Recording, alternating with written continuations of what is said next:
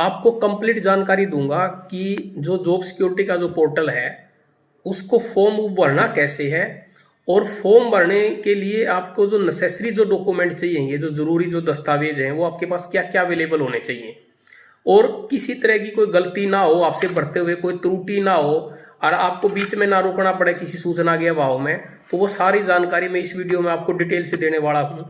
तो आप सभी से रिक्वेस्ट है मेरी, जो भी कर्मचारी जॉब सिक्योरिटी पोर्टल पे अपना डाटा अपलोड करेंगे, चाहे वो पार्ट 1 का कर्मचारी हो, चाहे वो पार्ट 2 का कर्मचारी हो, चाहे वो पार्ट 1 का वो कर्मचारी हो जो HKRN के पोर्टल पे आप ट्रांसफर हो चुके हैं या वहाँ पे माइग्रेट हो चुके हैं, और चाहे वो किसी भी विभाग का कर्मचारी हो, ITI का कर्मचारी हो, एजुकेशन का कर्मचारी हो, मेडिकल का कर्मचारी हो, पब्लिक हेल्थ का कर्मचारी हो, कोई भी कर्मचारी क्यों ना हो, तो कंप्लीट जानकारी मैं उन सभी कर्मचारी भाई और बहनों को देने दूंगा जो उनको फॉर्म भरते हुए उनको चाहिए जिस तरह की डिटेल।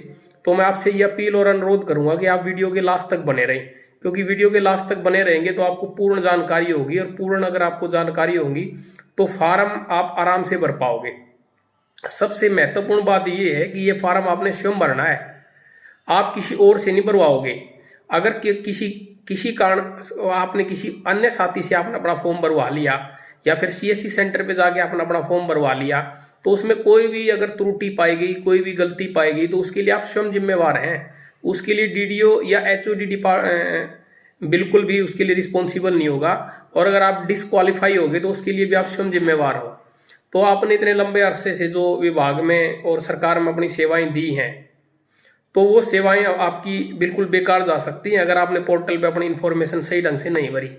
तो मैं आपसे बार बार गुजारिश यही कर रहा हूं कि ये वीडियो थोड़ी लंबी हो सकती है, क्योंकि जानकारी है वो काफ़ी महत्वपूर्ण है, और कोई भी किसी भी तरह की जानकारी स्किप ना हो जाए, कोई रह ना जाए, और जिसके अभाव में आप कोई गलत जानकारी या फीड या कोई मैसेज आप गलत भर दो तो वो ठीक नहीं है, वो आपको डिसक्वालीफाई करवा सकता है। और डिसक्वालीफाई होने पे तो फिर आप उसके बाद DDO की परमिशन से ही आप उस फॉर्म को एडिट कर सकते हो, फॉर्म कर सकते हो। तो वो बड़ा लंबा प्रोसेस है, और उस प्रोसेस में आपको काफ़ी परेशानी झेलनी पड़ सकती है। तो मैं आपसे अनुरोध करूंगा कि कोई भी साथी इस वीडियो को स्किप ना करे और वीडियो को लास्ट तक देखें। तो चलो मैं शुरू करता हूं। तो आपको बताना चाहूंगा कि जब भी आप इस पोर्टल पे जाएंगे तो सबसे पहले तो आपका जो लॉगिन होगा वो आपके मोबाइल नंबर से होगा, जो भी आपके पेई कोड में डला हुआ है। तो पेई कोड में जो आपने मोबाइल नंबर डाल रखा है तो आप उससे लॉगिन करेंगे। और अगर किसी कारणवश आपने सभी ने देख भी लिया होगा, पोर्टल पे जाके बहुत सारे कर्मचारी भाई हमारे ऐसे हैं जिनका लॉगिन नहीं हो रहा, OTP नहीं आ रहा, तो जाहिर सी बात है कि जब भी उस कर्मचारी ने ज्वाइन किया होगा उस डिपार्टमेंट में या बोर्ड या कॉरपोरेशन में, उस टाइम उनका कोई मोबाइल नंबर अनदर होगा उसका पेई कोड में। तो वो जो आपका डीलिंग है आपके ऑफिस का, तो आप उसके साथ जाके ये इंश्योर कर लें कि आपका मोबाइल नंबर क्या था।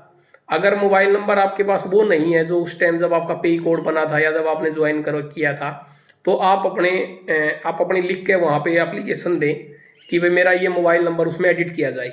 आज मैंने कुछ कर्मचारियों का लॉगिन करके देखा था, कई कर्मचारियों का तो लॉगिन ही नहीं हो रहा था। अगर जिन कर्मचारियों का लॉगिन हुआ था तो उसमें क्या है कि उसका जो नाम है वो नाम गलत आ रहा था।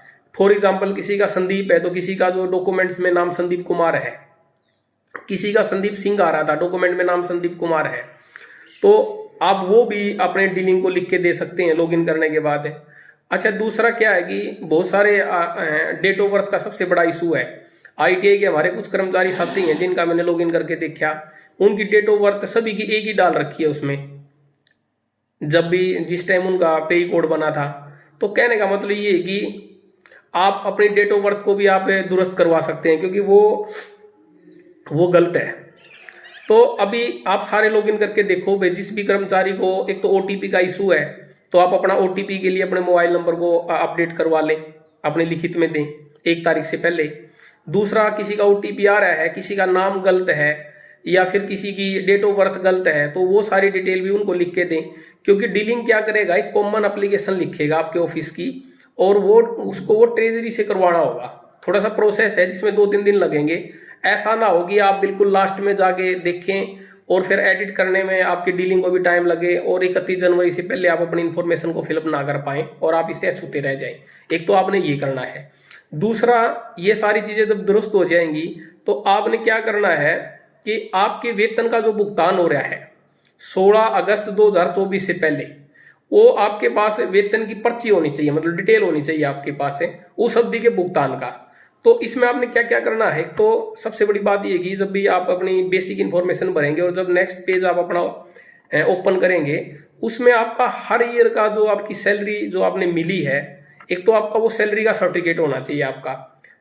आपने क्या करना है कि जैसे पूरे साल का तो एक्सपीरियंस बनवाना है। जैसे मैं एग्जांपल लेके चलता हूं, अगर किसी कैंडिडेट ने मान लीजिए 1 जनवरी 2015 में ज्वाइन किया था, तो उसका एक्सपीरियंस बनेगा 1 जनवरी 2015 से लेके 31 दिसंबर 2025 तक का। और फिर नेक्स्ट उसका बनेगा 1 जनवरी 2016 से लेके 31 दिसंबर 2016 तक। यानी आपने अपना जो एक्सपीरियंस जो सर्टिफिकेट बनवाना है आपकी डीडीओ से, जिस भी ऑफिस में आप काम कर रहे हैं, चाहे वो किसी भी कोई भी पार्ट 1 पार्ट 2 एचकेआरएन का किसी भी माध्यम से लगा हुआ आर्टोन के थ्रू, जिसके थ्रू भी जिनको भी जो सिक्योरिटी मिल रही है, तो आपने इंडिविजुअली हर साल का अपना एक्सपीरियंस लेटर आपने बनवा लेना है, वो आपने सभी ने रेडी करवा लेना है ईयर वाइज। दूसरा, आपने ईयर वाइज जो सैलरी की अपडेशन डालनी है उसके अंदर। तो जैसे मैंने आपको एग्जांपल दिया भाई, आपने 1 जनवरी 2015 में ज्वाइन किया था, तो आपने जो आपकी लास्ट जो मंथ है उस ईयर की, यानी दिसंबर 2015 की जो आपने सैलरी आपने ड्रा की है, आपने वो उसमें फिलअप कर लेनी है।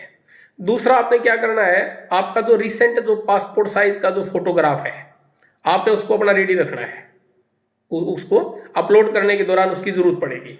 और विशेषकर जो एचकेआरएन के जो कर्मचारी हैं जिनको डी इम्प्लॉयमेंट किया गया था, मतलब पार्ट 1 के जो कर्मचारी हैं जिनको एचकेआरएन के डी इम्प्लॉयमेंट किया गया था, तो वो लेटर उनके पास अवेलेबल हो।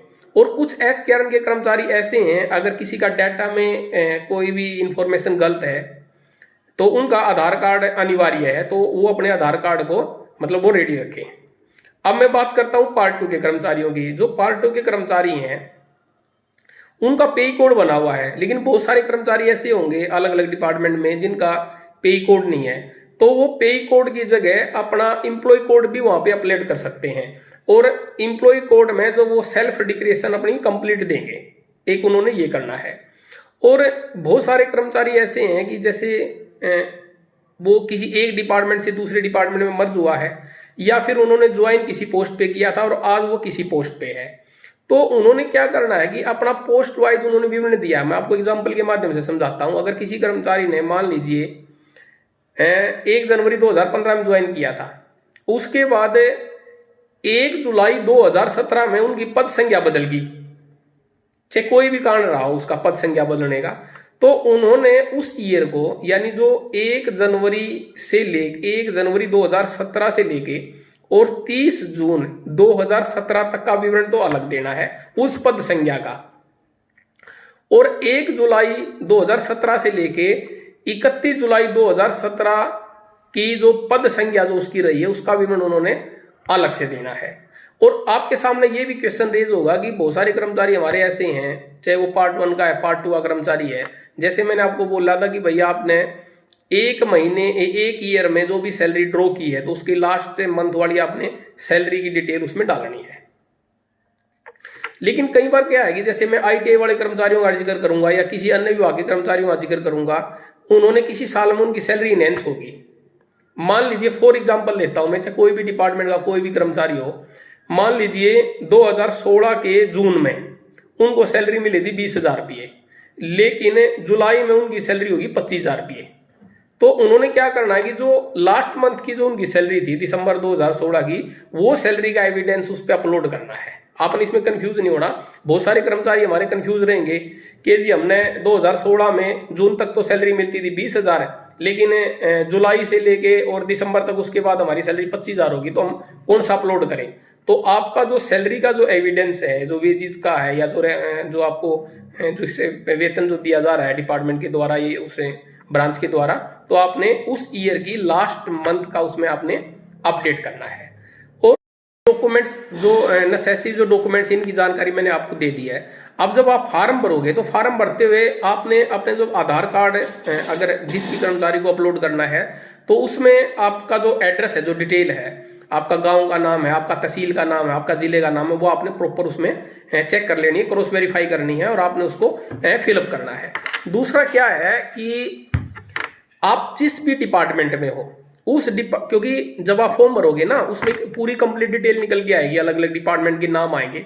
तो आपने अपने डिपार्टमेंट को प्रॉपर सेलेक्ट करना है, किसी गलती की वजह से कोई भी डिपार्टमेंट को आप गलत सेलेक्ट ना करें, ठीक है। और आपने अपना विवरण देना है, अपने कार्यालय का या पद का या पद नाम का पूरा आपने उसमें विवरण देना है। अच्छा, एक इशूज और आएगा, जब आप फॉर्म फिलअप करेंगे ना तो आप अपॉइंटमेंट लेटर उसमें मांगा जाएगा, लेकिन बहुत सारे हमारे कर्मचारी भाई ऐसे हैं जब उन्होंने सर्विस में ज्वाइन किया था तो उनके पास से कोई उन्हें अपॉइंटमेंट लेटर नहीं दिया गया था। तो वो अपॉइंटमेंट लेटर की जगह जो उनका पहले महीने की जो उनको सैलरी इशू करी गई थी, मतलब उस ईयर में जो फर्स्ट मंथ में उनको जो सैलरी दी गई थी, वो अपॉइंटमेंट लेटर के तौर पे उस महीने की सैलरी का सर्टिफिकेट वो आगे जो डीडीओ है उससे सर्टिफाइड करवा के वो भी अपलोड कर सकते हैं। तो अपॉइंटमेंट लेटर की जगह वो सैलरी स्लिप भी आपकी मान्य होगी। वो एक सैलरी सर्टिफिकेट है जो ये एविडेंस देगा आपको, जो ये बताएगा कि ये कर्मचारी इस डेट से यहाँ पे कार्यरत था। तो उम्मीद करता हूं कि ये जो जानकारी है ये आपके लिए काफी महत्वपूर्ण रहेगी। और मैं ये भी अपील करूंगा कि आपने ये जो वीडियो के माध्यम से जो आपने जानकारी ली है, इस वीडियो को आप अन्य हमारे कर्मचारी भाई और बहनों तक भी आप शेयर जरूर करें, ताकि उन तक भी ये जरूरी सूचना पहुंच सके। मैं चाहता हूं कि हमारा इतने वर्षों के बाद आप सभी भाइयों को बहनों को जो अवसर मिला है माननीय मुख्यमंत्री श्री नायब सिंह सैनी और उनकी दूरगामी विचारधारा के कारण और उनकी सोच के कारण, उनके मंत्रिमंडल के कारण ये जो सुनहरा भविष्य आपको मिलने जा रहा है, ये जो महत्वपूर्ण, उसके लिए तो आप बार बार उनको धन्यवाद देना ही। साथ ही साथ जो जानकारी मैंने आप वीडियो के माध्यम से आपको दी है, इस वीडियो को आप जितने भी हमारे कर्मचारी भाई हैं उनके सभी व्हाट्सएप ग्रुप में शेयर करना, ताकि कोई भी साथी जानकारी के अभाव में डीडीओ के द्वारा या एचओडी के द्वारा डिस्क्वालीफाई ना हो। और मैं पुनः आपसे अनुरोध करूंगा कि आप इस वीडियो को बार बार देखें ताकि कोई कमी ना रह जाए। दूसरा, मैं आपको ये भी कहना चाहूंगा कि जो पोर्टल है जॉब सिक्योरिटी का, उस पर बकायदा ये मेंशन है कि एक तो जॉब सिक्योरिटी पोर्टल की जो इंस्ट्रक्शंस हैं और उसमें किस किस तरह के सवाल पूछे जा सकते हैं, तो उस तरह का जो पीडीएफ है उस पर ऑलरेडी पहले ही पोर्टल पे डला हुआ है। तो अगर आपको वीडियो के बाद भी अगर कोई चीज ना समझ में आए तो आप उस पोर्टल से उनके प्रिंट आउट लेके उनकी जानकारी ले सकते हैं और भरने में आपको कोई गलती नहीं होगी।